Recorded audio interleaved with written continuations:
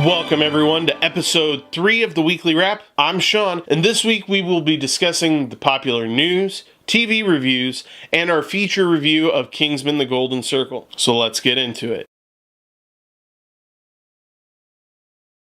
In the news this week, we have the official announcement of It Chapter 2. Yes, that's right. Official review of It Chapter 2 and its release date, September 6th, 2019. So, if you enjoyed the first It, be looking forward to that. Also, we have some news coming out of the video game world involving Shadow of War. Yes, it had a bit of controversy this month. They released a DLC pack that you can buy for $5 in honor of their late executive producer. This DLC features a character themed around the executive producer and his likeness. And to help the family out with this sudden loss, they are offering to donate some of the proceeds. But, unfortunately, there are some territory issues, and not all the proceeds have been donated. So, what Warner Brothers has decided is they are going to refund everybody for the DLC, offer it as a free DLC, and donate a large sum to the family instead. Definitely a better way of repurposing the bad publicity, but maybe they should have thought about that first. Now, we have some news about the Pops collectibles, for those of you who are interested. This week, they announced more to the Kingdom Hearts Pops collection. Not gonna lie, I'm pretty excited about that as I am a pretty huge Kingdom Hearts fan. They've announced Sora from Kingdom Hearts 2, Kairi from Kingdom Hearts 2, Riku from Kingdom Hearts 2,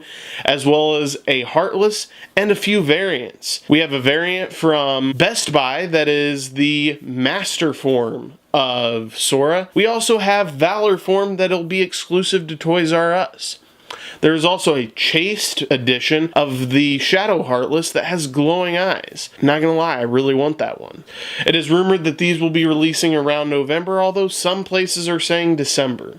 So I guess we'll just have to wait and see. Also, the New York City Comic Con will be happening the first week of October, and they also announced a couple new Kingdom Hearts Pops for that. Those will be exclusive, and they're going to be released at Hot Topic exclusively, and that is Halloween Town Goofy and Donald. Definitely plan on picking those up. Alright, so let's talk about TV reviews. Now, fall season is just starting, so we honestly haven't had too many premieres. But this week we got a lot of shows back. But before we get into the newer shows, let's talk about the shows we reviewed last week. Starting with The Orville. That's right, the show that honestly has been my least favorite this season and hasn't been getting that great of reviews. This week, episode 4 premiered. This week's episode was actually pretty decent. We start off with some marriage problems between two characters, but then there's a problem. They discover a ship, a very large ship, the largest any of them have ever seen. What they discover is that this ship has actually been dormant for about 2,000 years, and what they find inside is a complete biosphere. People living in this ship that didn't even know it was a ship. They believed this was their world, and it has been for 2,000 years. They have a god, and they believe that that god will punish them if they think of even leaving this place. It's an interesting concept, and eventually they discover it's a ship, and they discover that the name of their god is actually the captain of the ship. And who is this captain played by? Liam Neeson. Yeah. Somehow they got Liam Neeson to do a cameo in this show. Anyway, it was a pretty decent episode.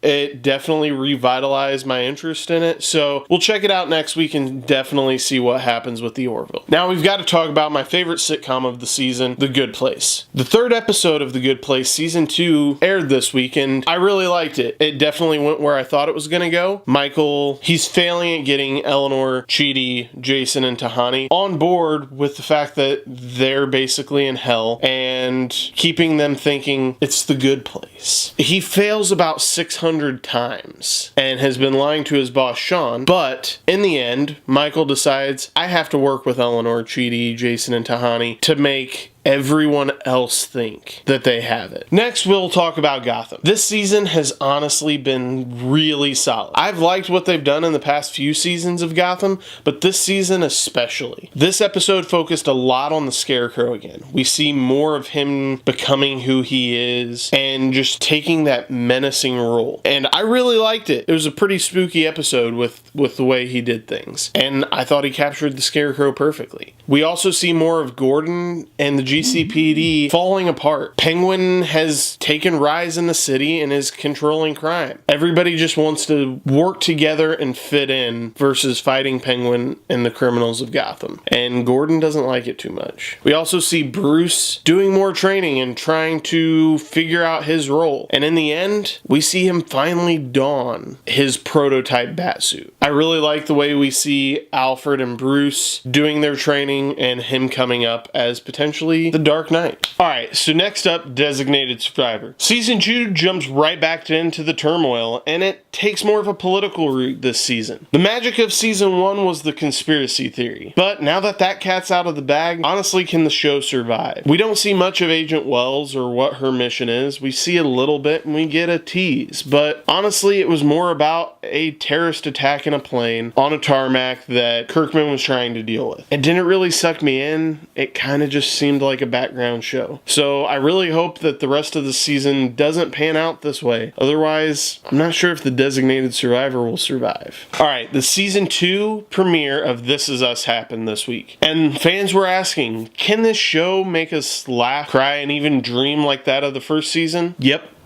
It definitely can. The Season 2 premiere definitely broke out the box of tissues. Jack and Rebecca's marriage is really tested in this episode. We see them sitting the kids down at the beginning of the episode, telling them we're going to be taking a break. And at the end, we finally see Rebecca return, begging Jack to come home. And Jack doesn't want to, because he's also been lying. He's an alcoholic. Rebecca doesn't take that. They go home. We see the love of Jack and Rebecca last a little longer. But then, of course, the episode has to tease us more with how Jack died, and we see Rebecca driving in a car wearing their Steelers shirt with his wedding rings and wallet in a bag. We see the kids crying, and we see her pull up to her house, stare at the mailbox, and start crying. As we pan out, we see their house is burned. Why, ABC, do you do this to us? You're breaking our hearts. Just tell us how Jack died, alright? Just tell us. Really. Next up, The Good Doctor. Yes, the premiere episode of The Good Doctor happened on Monday night. And I must say, one of the best premieres I've seen since This Is Us last season. It's an incredible show. Pulled me in right off the bat. I honestly was kind of skeptical about the whole idea. It's from the creators of The House, starring Freddie Highmore, and